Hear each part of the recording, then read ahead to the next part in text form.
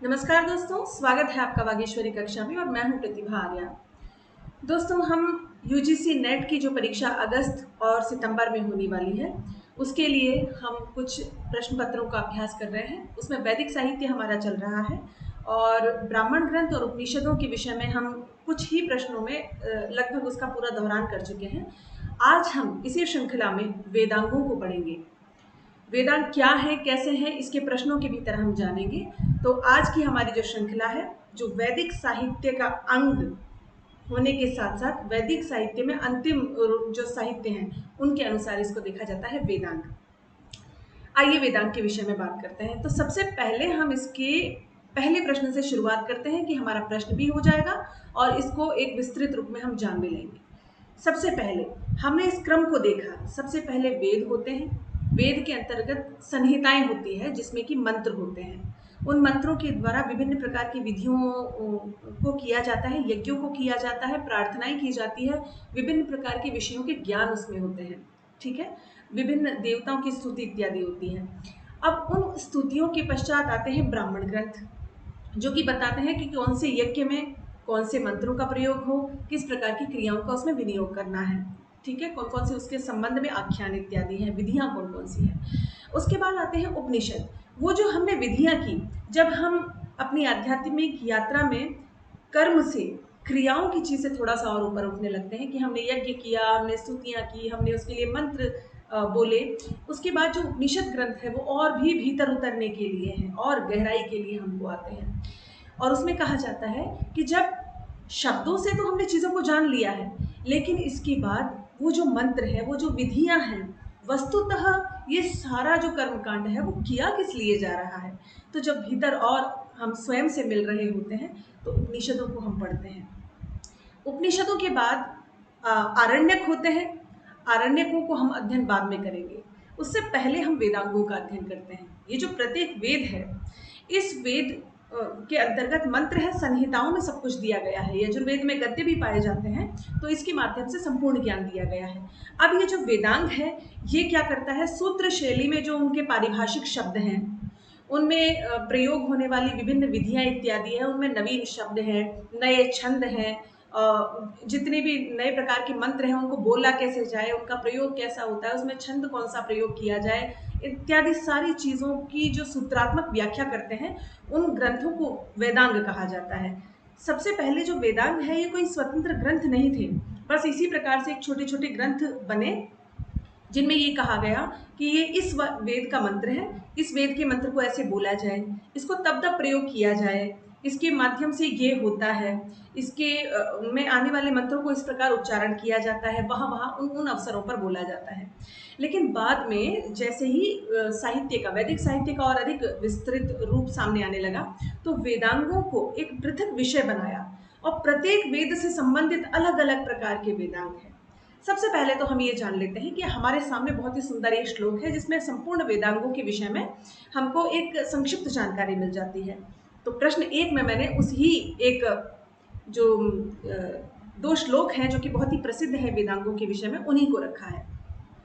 तो प्रश्न एक क्या कहता है कि छंदः पादौ तु वेदस्य हस्तौ कल्पोथ पठ्यते ज्योतिषामयनं चक्षुर्निरुक्तं श्रोतमुच्यते शिक्षा घ्राणं तु वेदस्य मुखं व्याकरणं स्मृतं तस्मात् सांगमधीत्येव ब्रह्मलोके महीयते। तो ये कहते हैं कि छंदः पादौ तु वेदस्य, छंद रूपी पैरों से ही कोई भी मंत्र चल पाता है, क्योंकि हम बिना छंद में गढ़ी हुई रचना को बोल नहीं सकते। जैसे हम गायत्री मंत्र बोलते हैं तो गायत्री एक प्रकार का छंद है। मंत्र जो कहता है वे 3 पागे का ये छंद है। गायत्री मंत्र अन्य और भी हैं वैदिक साहित्य में, सिर्फ गायत्री मंत्र ये ओम भूर्भुवः स्वः वाला ही नहीं है, इसके अतिरिक्त भी हैं। तो इस प्रकार के जो छंद होते हैं वैदिक छंद, उनकी जानकारी और उनका प्रयोग करने के लिए जिन छंद रूपी टांगों से वेद साहित्य चल पाता है, उन्हें हम कहते हैं पैर रूपी, हम कहते हैं कि वो कौन है, छंद है। तो ये छंद वैदिक छंद होते हैं। इसमें मंत्र आते हैं।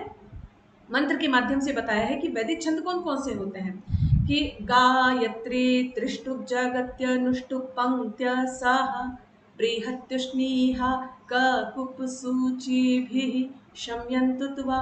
इस प्रकार से वैदिक जो छंद हैं उनके विषय में हमको अध्ययन करने को मिलता है, जिनको सूक्तों में मैंने विस्तार से बताया है। इसके बाद कहते हैं हस्तोत्कल्पो पठ्यते, हाथ के रूप में हम कल्पों को देखते हैं। कल्प क्या है? कार्य करने के ढंग, एक तरह से कि हम ये कार्य करेंगे तो हम इसमें रोली लेंगे, हम इसमें थाली लेंगे, हम इसमें दिया रखेंगे, दिया इतने बाई इतने का होना चाहिए, बाती में इतना घी होना चाहिए, वगैरह वगैरह। इस तरह की जो छोटी जो चीज़ें हैं कर्मों से संबंधित, तो उन हाथों रूपी कर्मों से, उन कल्पों से हम चलते हैं, कार्य करते हैं। फिर कहा ज्योतिषामयनम चक्षु, ज्योतिष रूपी आंखों से हम देखते हैं। वेदांगों में आंखें जो है ज्योतिष है। कैसे देखते हैं? हमें पता होता है कि हमें अग्निहोत्र का विधान कब करना है, कितने समय में करना है, किन किन नक्षत्रों और तिथियों में करना है। आज भी हमारे सभी त्योहार इत्यादि जो होते हैं वो एक विशेष विशिष्ट तिथियों में होते हैं। जैसे कि कल हमारे आषाढ़ पूर्णिमा जो थी उसी को हम बुद्ध पूर्णिमा कहते हैं। आषाढ़ पूर्णिमा जो थी उसको हम बुद्ध पूर्णिमा कहते हैं। ठीक है, तो उनका भी एक विशेष लक्ष्य होता है कि उसी तिथि को हमने बुद्ध पूर्णिमा क्यों कहा।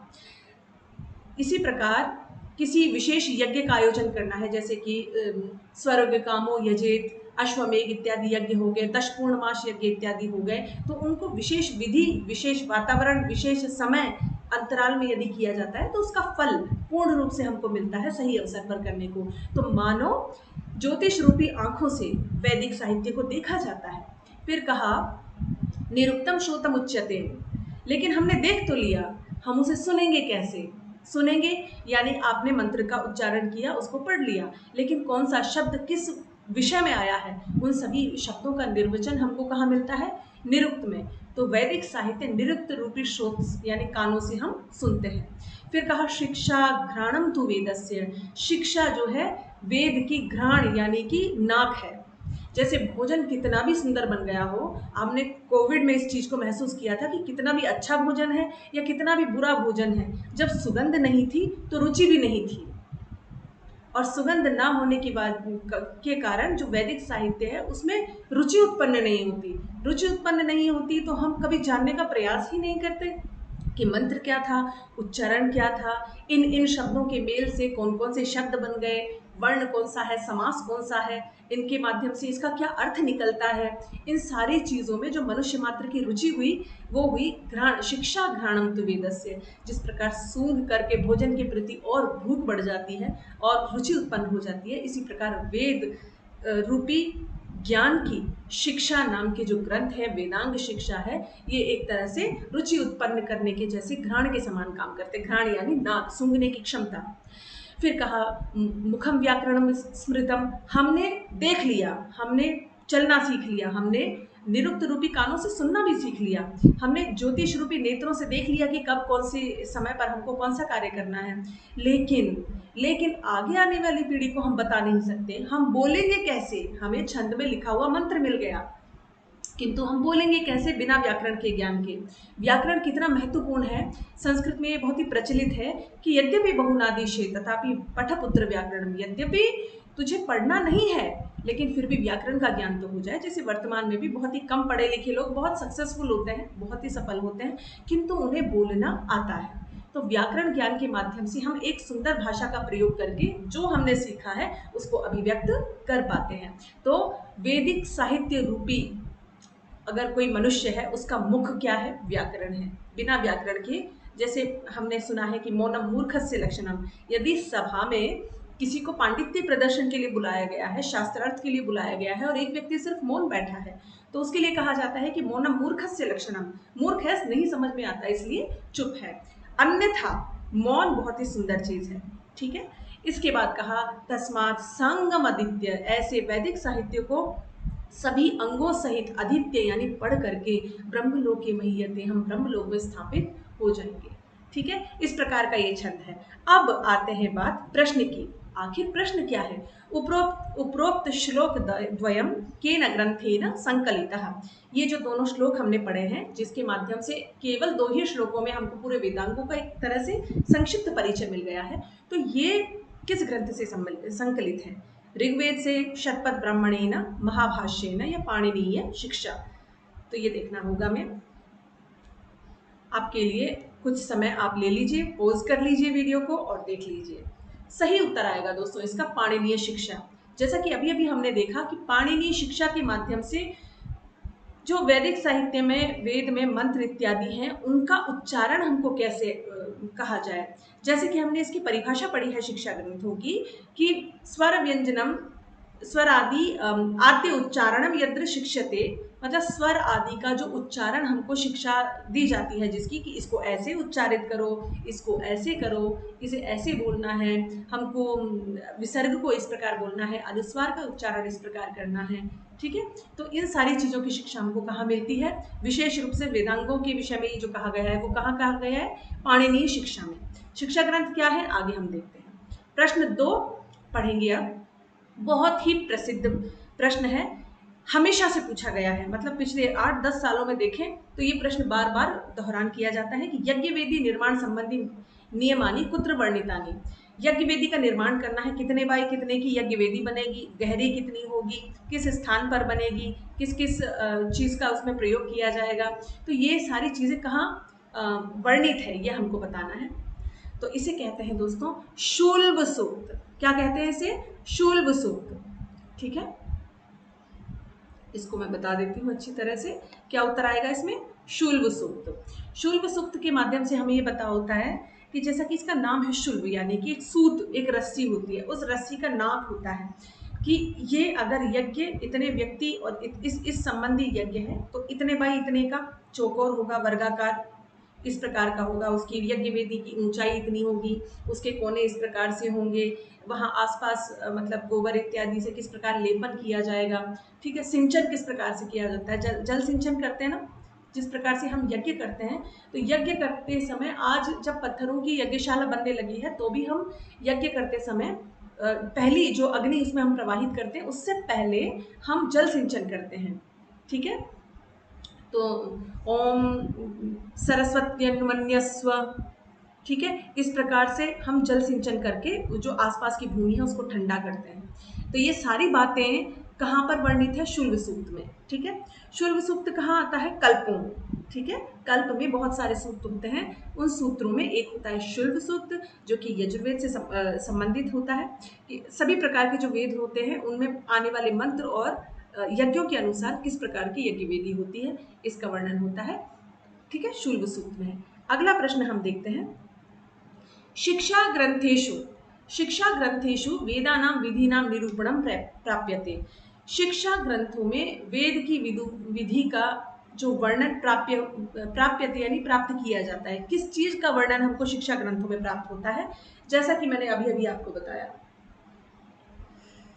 स्वर वर्णाद्योच्चारणम यत्र वर्णीयते यत्र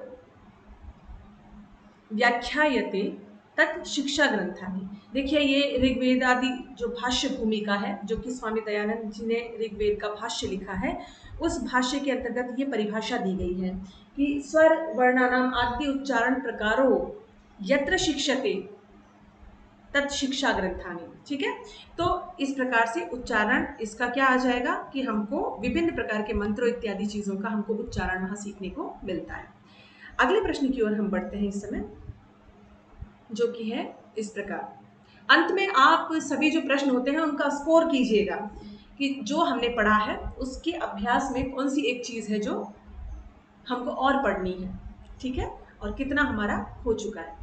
अगला प्रश्न आता है प्रश्न 4। प्रश्न 4 कहता है कि आचार्य पिंगलेन रचितस्य ग्रंथस्य नाम अस्ति। आचार्य पिंगल के द्वारा रचित एक ग्रंथ है जो कि वेदांगों से संबंधित है, तो बताइए उस ग्रंथ का नाम क्या है?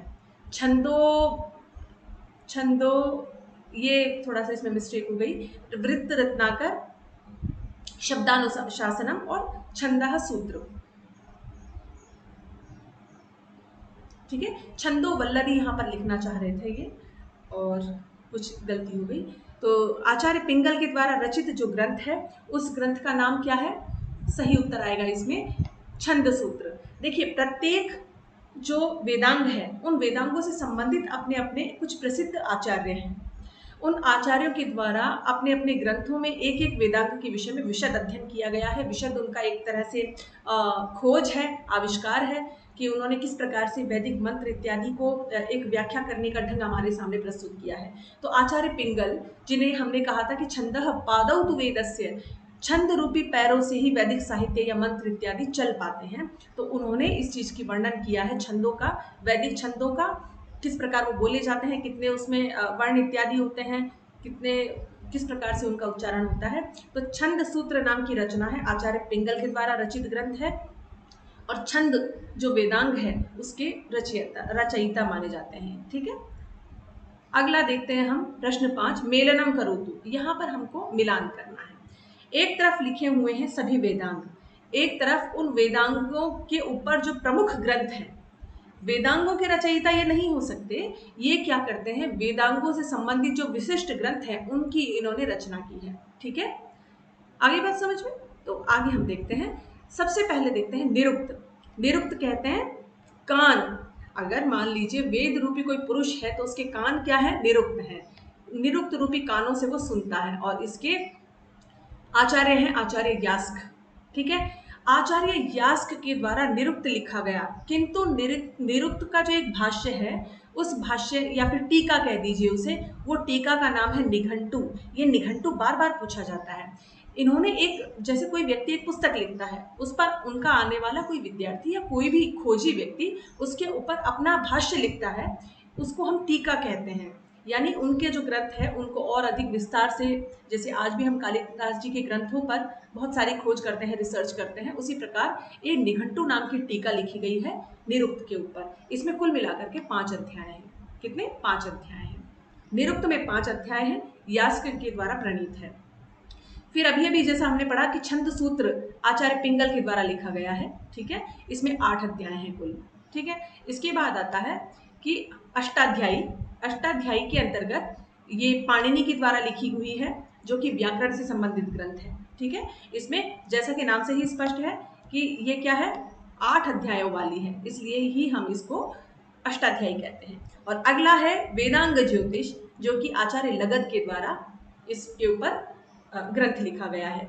वेदांग ज्योतिष के ऊपर प्रसिद्ध ग्रंथ है आचार्य लगद जी का। ठीक है, तो ये जो आचार्य हैं ये समय समय पर पूछे जाते रहे हैं।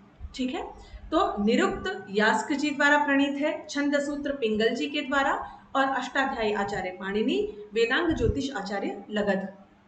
ठीक है, ये प्रश्न ऐसे हैं जो बहुत विशेष पूछे गए हैं, इसलिए मैंने उनको शामिल किया है। अगला प्रश्न हम देखते हैं, प्रश्न 6, वेदानाम अनुसारेण शिक्षा ग्रंथान मेलयत। वेदों के अनुसार जो प्रत्येक वेद के शिक्षा ग्रंथ हैं उनको हमें मिलान करना है। तो सबसे पहले ऋग्वेद के ऊपर जो लिखा गया शिक्षा ग्रंथ है, देखो मैंने इसको एकदम सीधे सीधे लिख दिया है। ठीक है, तो आप इसको प्रश्न ही समझें एक तरह से। तो ऋग्वेद जो है, इस ऋग्वेद के शिक्षा ग्रंथ है बहुत ही प्रसिद्ध ऋग प्रातिशाख्य। ऋग प्रातिशाख्य आचार्य शौनक के द्वारा ये लिखा गया है। ठीक है, अगला हम देखते हैं यजुर्वेद। यजुर्वेद, इसमें वाजसनेयी प्रातिशाख्य जो हमको उपलब्ध है और प्रसिद्ध भी है, वाजसनेयी। वाजसनेयी प्रातिशाख्य शिक्षा ग्रंथ है यजुर्वेद का, जो कि कात्यायन जी ने लिखा है। ठीक है, उसके बाद आता है सामवेद। सामवेद के ऊपर पुष्प सूत्र और रिक्त तंत्र ये शिक्षा ग्रंथ पाए जाते हैं, जो कि शाक्टायन के द्वारा लिखा गया है। ठीक है, उसके बाद अथर्ववेद में हमको 3 शिक्षा ग्रंथ प्राप्त होते हैं। इसमें एक और जो बहुत ही प्रसिद्ध है वो है शौनकीया चतुराध्यायिका। शौनकीया चतुराध्यायिका, ठीक है, ये इनका शिक्षा ग्रंथ है। इसके अलावा भी अथर्व प्रातिशाख्य, इस प्रकार से 1-2 और शिक्षा ग्रंथ प्राप्त होते हैं, लेकिन प्रसिद्ध नाम जो है इन्हीं का है, शौनकीय चतुराख्यायिका। तो ये प्रश्न बार बार पूछे जाते रहे हैं कि वेदों के शिक्षा ग्रंथ निम्नलिखित में से इनका खंड अ या स्तंभ अ से प को मिलाइए। ठीक है, ऋग्वेद के प्रातिशाख्य हैं जो कि शौनक ऋषि के द्वारा लिखे गए हैं। यजुर्वेद के वाजसनेयी प्रातिशाख्य ग्रंथ हैं जो कि कात्यायन जी ने लिखे हैं, और पुष्प सूत्र और ऋत तंत्र ये शाक्टायन द्वारा लिखे गए हैं। उसके बाद अथर्ववेद है, शौनकीय चतुराध्यायिका। तो अब हमको इसमें ये देखना है कि जो प्रातिशाख्य लिखा हुआ है इसका मतलब है इस वेद की प्रत्येक शाखा से ये संबंधित है। प्रातिशाख्य इस वेद की प्रत्येक शाखा से संबंधित है, इसलिए इस शब्द का प्रयोग किया गया है कि प्रातिशाख्य। ठीक है, अगले प्रश्न की ओर बढ़ते हैं, जो कि है प्रश्न 7। प्रश्न 7 कहता है कि निम्नांकित कल्प ग्रंथानाम विषयेण स मेलयतु। जो कल्प ग्रंथ होते हैं, कल्प नाम का जो वेदांग है, इस वेदांग के अंतर्गत पूरा एक तरह से आप ये मान लीजिए कि एक जो गृहस्थ आश्रम है और उससे संबंधित जितने भी कार्य होते हैं सामान्य जनजीवन में, वो सभी कहाँ वर्णित होते हैं? कल्प ग्रंथों में। अब देखिए, सबसे पहले श्रोत सूत्र। श्रोत सूत्र अब आपको देखना है, श्रोत सूत्र, ग्रह्य सूत्र, धर्म सूत्र और शूल्व सूत्र। तो हमें इस चीज में देखना है कि कौन से ग्रंथ हैं, इनका क्या प्रतिपाद जो इनका विषय है वो क्या है। तो हम देख लेते हैं। आपको कुछ समय में दे रही हूं इस विषय में, ठीक है? अब आप मुझे बताएंगे सबसे पहले कि इसको हम पढ़ ही चुके हैं। जो शूल्व सूक्त है हमारा, जो शूल्व सूक्त है, वो शूल्व सूक्त किससे संबंधित है? यज्ञ वेदी निर्माण से, जिसको हमने अभी अभी पढ़ा है, ठीक है? इसको हमने अभी अभी पढ़ा है। तो शूल्व सूक्त जो है हमारा, शूल्व सूक्त, एक सुंदर सा कलर आपके लिए चूज कर लेते हैं। बताइए कौन सा? चलिए ग्रीन। ओके, तो बताइए। शूल्व सूक्त है यज्ञ वेदी निर्माण से संबंधित। अब बताइए धर्म सूत्र में क्या होगा? ग्रह्य सूत्र में, जैसा कि हम समझ ही सकते हैं, 16 संस्कार किससे संबंधित होंगे? ग्रह्य सूत्र से संबंधित होंगे, ठीक है? इसके बाद आता है धर्म सूत्र। इस धर्म सूत्र के अंतर्गत क्या होगा?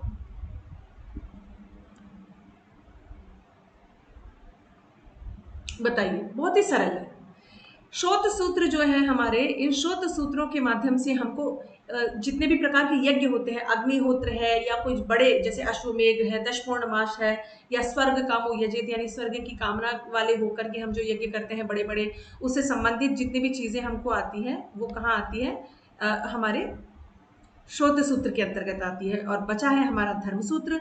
धर्म सूत्र के अंतर्गत पूरे वर्णाश्रम विभाग हैं, वर्ण कितने हैं, आश्रम कितने हैं, प्रत्येक वर्ण का क्या क्या कर्तव्य इत्यादि है, आश्रमों में कौन कौन से कार्य किए जाते हैं इत्यादि का वर्णन जो है हमारे, वो आता है धर्म सूत्रों के अंतर्गत। गृह्य सूत्र में 16 संस्कार है, श्रोत सूत्र में इष्टियां हैं और शूल्व सूत्र में क्या है? यज्ञ वेदी निर्माण है, ठीक है? आगे बढ़ते हैं प्रश्न 8 की ओर। जैसा कि मैंने अभी थोड़ी देर पहले आपको बताया कि जो आचार्य यास्क हैं, उन्होंने वेदों के, एक तरह से वेदों का शब्दकोश कह सकते हैं। जैसे हमें कोई भी भाषा सीखनी है तो हम उसका डिक्शनरी देखते हैं, शब्दकोश देखते हैं। निरुक्त को आप वैदिक साहित्य का शब्दकोश समझिए। तो वो जो निरुक्त है, उस निरुक्त के ऊपर निघंटो नाम की टीका लिखी गई है। अब इन्होंने बताया कि निघंटो अनुसार एतेषु एका पद न गण्यते। देखो, निघंटु में एक चीज बताई गई है कि जो पद है, शब्द 4 प्रकार के होते हैं कि चत्वारि पद जातानि, नाम, आख्यात, उपसर्ग, निपात। 4 प्रकार के हो गए, नाम, आख्यात, उपसर्ग, निपात। तो आपके सामने है चारों ऑप्शन, नाम है, आख्यात है, निपात है, तो कौन सा नहीं होगा? समास। कौन सा नहीं होगा? समास। समास इसके अंतर्गत नहीं आएगा, ठीक है? तो हम इसको निरुक्त के विषय में विस्तार पूर्वक अध्ययन हम कर चुके हैं। अगर आपको निरुक्त पूरा पढ़ना है तो आप बागेश्वरी की प्लेलिस्ट में जाकर के देख सकते हैं। निरुक्त पर एक अलग से पूरा पृथक वीडियो बनाया है। निरुक्त क्या है, इसके अध्याय कौन कौन से हैं, किस अध्याय में किस चीज का वर्णन है, साथ ही इसमें जो विशेष रूप से निर्वचन हमारे आते हैं, चाहे असिस्टेंट प्रोफेसर हो या नेट जेआरएफ की परीक्षा हो, उसमें जो शब्दों के निर्वचन हमसे पूछे जाते हैं, आचार्य कैसे बना, नदी कैसे बना, मित्र कैसे बना, वृत्त कैसे बना, वीर कैसे बना, इन सारे शब्दों के विषय में विस्तार पूर्वक अध्ययन हमने वहां किया है। आप चाहे तो उसे जाकर के देख सकते हैं, जरूर जाकर देखिए। तो इसमें सही उत्तर हमने बता दिया। प्रश्न 9 अब देखते हैं। षड भाव विकारेषु नास्ति। बहुत ही सुंदर है ये।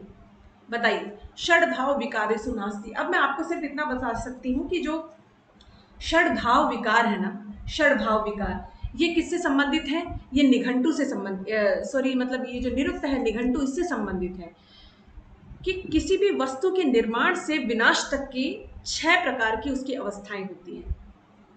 6 प्रकार की अवस्थाएं होती है। इस पे एक विस्तार पूर्वक अलग से मैं वीडियो बनाऊंगी। षड भाव विकारेषु, 6 प्रकार के भाव विकार होते हैं। देखो, सबसे पहले तो मैं बता देती हूँ। सबसे पहले कोई भी वस्तु, व्यक्ति, कोई भी चीज या परिस्थिति उत्पन्न होती है, जायते, उत्पन्न होना। फिर कहते हैं अस्ति, यानी कि अब उसका अस्तित्व है, हम कह सकते हैं कि हैं, वर्तमान में हैं। उसके बाद कहते हैं विपरिणमते, फिर कहते हैं विपरिणमते। फिर जैसे ही भी कोई वस्तु अस्तित्व में आती है तो धीरे धीरे, शनै शनै उसमें परिवर्तन होना शुरू होता है, उसे कहते हैं विपरिणमते, उसे कहते हैं विपरिणमते। किसी प्रकार का तो परिवर्तन होता है। बालक पैदा हुआ है तो अगले ही कुछ घंटे में आप कुछ न कुछ प्रकार का आप उसे परिवर्तन देखेंगे, हंसने बोलने में, या माता के गर्भ से बाहर की हवा उसको जैसे लगती है तो थोड़ा परिवर्तन आता है। इसके बाद आता है वर्धते। वर्धते का अर्थ होता है बढ़ना। अब जो भी वस्तु पैदा हो गई है, जिसका अस्तित्व है यानी अस्थि, और जिसमें कुछ बदलाव आया है, तो वो बढ़ेगा। अब उसका वर्धन होता है, किसी भी वस्तु का, व्यक्ति का, परिस्थिति का धीरे धीरे वर्धन होता है। ठीक है। उसके बाद आता है अपक्षीयते। जैसे ही कोई चीज बढ़ती है, ध्यान रखिएगा, जब भी कोई भी चाहे पर्वत श्रृंखला है, चाहे सफलता है, चाहे दुख है, किसी भी प्रकार की परिस्थिति जब अपने पीक पर पहुंचती है, उसका अर्थ होता है सर्वथा ऊंचाई पर, सबसे ऊंचाई पर, शिखर पर पहुंचती है। इसका मतलब ये है कि शिखर के ठीक बाद अब ढलान चालू है। तो अब क्या हो जाएगा? अपक्षीयते, धीरे धीरे वो वस्तु का क्षीण होना। धीरे धीरे कोई भी वस्तु क्षीण होती है। उसके बाद कहते हैं कि विनश्यति, उसके बाद उस चीज का विनाश सर्वथा निश्चित है। जैसा कि श्री कृष्ण कहते हैं, जातस्य ही ध्रुवो मृत्यु ध्रुवम जन्म मृतस्य च। तो जन्म से मृत्यु के बीच की ये 6 अवस्थाओं का बहुत ही सुंदर निरूपण किया गया है निरुक्त में। जायते, अस्ति, विपरिणमते, वर्धते, अपक्षीयते और अंत में विनश्यति। तो इसमें एक ही चीज है जो उसमें उपलब्ध नहीं थी, वो है उपसर्जति। ये कुछ भी नहीं होता है। ठीक है। अगला आता है सुमेलितम निर्वचनम नास्ति। सुमेलित निर्वचन नहीं है। बताइए, देखो निरुक्त में बहुत सारे शब्दों का निर्वचन दिया गया है। निर्वचन का मतलब है विस्तृत व्याख्या कि उन शब्दों का और क्या क्या अर्थ हो सकता है। तो आपके सामने है। सबसे पहले बहुत ही सुंदर, आषाढ़ पूर्णिमा गुरु पूर्णिमा गई है, तो देखो कितना सुंदर उन्होंने अर्थ दिया है कि आचार्य कौन होता है। आचरणम ग्राह्यति, आचारम ग्राह्यति, यानी कि इन्होंने कहा कि जो आचरण को ग्रहण करवाने में हमारी मदद करता है। विशिष्ट आचरण होता है कि नहीं? एक तो हम स्कूल जाने से पहले थे, फिर पहले ही दिन हम स्कूल में गए, हमको पता लगा कि एक सर्टेन वे में हमको बैठना है, मतलब एक निश्चित रूप से हमको बैठना है, इस पंक्ति में बैठना है, इस मित्र के पास बैठना है, ये अध्यापक या अध्यापिका आएंगी, पढ़ाएंगी, ये विषय पढ़ाएंगी। ठीक है। तो आचार्य क्या करता है? हमारे जीवन में आचरणों को गढ़ता है, वो होता है आचार्य। फिर कहा यद दूरम गता भवती। गौ शब्द हम जानते हैं, हम गाय के लिए गौ शब्द का प्रयोग करते हैं। ठीक है। इसे कहते हैं कि बहुत दूर तक जाने वाली जो होती है उसको हम गौ शब्द कहते हैं। देखिए, और विस्तार में आप जब जाएंगे तो देखेंगे गौ, हम पढ़ेंगे इसको, शब्द और इसका अर्थ। शब्द और इसका अर्थ दो अलग चीज हैं। जो शब्द है वो अर्थ नहीं है, और जो अर्थ है वो शब्द नहीं है। एक साधारण सी बात देखिए कि कोई सफेद रंग का 4 पैरों वाला शाकाहारी पशु है, जिसमें सासना, लांगुल, ककुद, खुर इत्यादि चीजें उपलब्ध है। उस ऐसे व्यक्ति का नाम हमने रख दिया है गाय। जैसे लोग हमको मनुष्य, लड़का, लड़की, महिला, पुरुष कहते हैं, इस प्रकार हमने नाम रख दिया। वो पुरुष है नहीं, पर एक विशिष्ट प्रकार की अवयव की संरचना, परिस्थिति इत्यादि से निर्मित कोई व्यक्ति है, उसका हमने नाम रख दिया है गाय। ठीक है। इसका हमने नाम रख दिया। जो भी हम कहते हैं, जो भी हमारी भाषा जैसे जैसे निर्मित हुई, हमने उस चीजों का नाम रख दिया। जब छोटे बच्चे होते हैं तो वो ऐसे प्रश्न पूछते हैं, ये इसको आलू कहते हैं, इसको हम कंघा क्यों नहीं कह सकते, इसको हम बिजली कहते हैं, इसको हम लैपटॉप क्यों नहीं कह सकते। ऐसा तो जो दूर तक जाती है उसे हम गौ कहते हैं। फिर कहा आदंते रसान आदत्ते भासम ज्योतिषाम। जो इन्होंने कहा कि जो रसों को भरता है, ध्यान रखिए कोई भी प्रकार की फसल सूर्य की रोशनी के बिना नहीं हो सकती। तो सभी जितने भी प्रकार के अन्न हैं, जितने प्रकार के फल हैं, उन सभी को पका करके उनको रस दे देने वाला, और ज्योतिषाम जितने भी प्रकार, और ज्योतिषाम भासम, भास कहते हैं प्रकाश को, ज्योतिषाम अपनी ज्योति से प्रकाशित करने वाला, और समस्त विश्वों में रसों को भरने वाला कौन है? आदित्य अर्थात सूर्य। और फिर कहा वीरयति अमित्रान इति वृद्ध। ये गलत है, ये उत्तर आपका हो जाएगा ये वाला, जो कि ये गलत है। ठीक है। वृत्त नहीं, यहाँ पर मित्र आएगा, वृत्त नहीं मित्र आएगा। कैसे? वीर आएगा यहाँ पर। वीरयति अमित्रान, जो अमित्रों पर विजय प्राप्त कर लेता है उसको हम वीर कहते हैं। अब अमित्र बाहर भी हो सकते हैं, कोई शत्रु है, कोई बोलने वाला शत्रु है, कोई बाहरी साहस दिखाने वाला शत्रु है, या फिर इसको भीतर के जगत में भी हम एक तरह से अप्लाई कर सकते हैं। वीर यदि अमित्रान, हमारे जीवन के जो काम क्रोध इत्यादि या विभिन्न प्रकार की आदतों का निर्माण जब हम कर रहे होते हैं, तो अगर हम उन आदतों पर किसी भी प्रकार से नियंत्रण पा लेते हैं तो वीर यदि अमित्रान, तो भी स्वयं को वीर जानिए। मान लीजिए आपकी कोई छोटी आदत है और बाहर तो वो दिखाई नहीं देती, लेकिन आपको स्वयं तो पता है। जिस क्षण आप उस आदत पर विजय प्राप्त करते हैं, आप भी वीर या वीरांगना कहलाते हैं। तो इस प्रकार वेदांगों से संबंधित ये कुछ प्रश्न थे। 6 वेदांग और उनसे संबंधित बहुत से प्रश्नों को आज हमने देखा और इन प्रश्नों के माध्यम से अधिक कम से कम समय में हमने उनको समझने का और अभ्यास करने का प्रयास किया। उम्मीद है दोस्तों आपको आज की ये कक्षा में बहुत कुछ सीखने मिला होगा, बहुत आपके सीखे हुआ का अभ्यास भी हुआ होगा। तो इसी प्रकार ये श्रृंखलाएं चलती रहेंगी, आप हमारे साथ जुड़े रहिए। अगले वीडियो में या फिर हो सकता है निकट भविष्य में हम लाइव कक्षा में भी इन सारे अध्ययन अध्यापन को करेंगे, जिससे कि आप मुझसे सीधे भी पूछ सकें प्रश्न। हो सकता है मेरे पढ़ाने के बाद भी आपके कुछ प्रश्न शेष रह जाते होंगे, जो कि रहते ही हैं, तो उनका मैं लाइव समाधान कर पाऊंगी। फिर से हम अपना पुराना वाला जो शेड्यूल है वो चालू करेंगे और हम कक्षा को लाइव करेंगे। तब अगली जब कक्षा हम आएंगे, तब तक के लिए आपको बहुत बहुत धन्यवाद। और अगर बागेश्वरी कक्षा से आप कुछ सीख पाते हैं तो हमारी प्रेरणा बनी रहे, इसलिए आप हमें कमेंट करके ज़रूर बताइए कि कितना आपने सीखा और कितना हमारे अंदर संशोधन की आवश्यकता है। और अगर आपको ये वीडियो अच्छा लगता है, जानकारी से भरपूर लगता है, तो इसे लाइक और सब्सक्राइब ज़रूर कीजिए। आज की कक्षा में इतना ही। आप सभी का धन्यवाद। पुनर्मिलामः।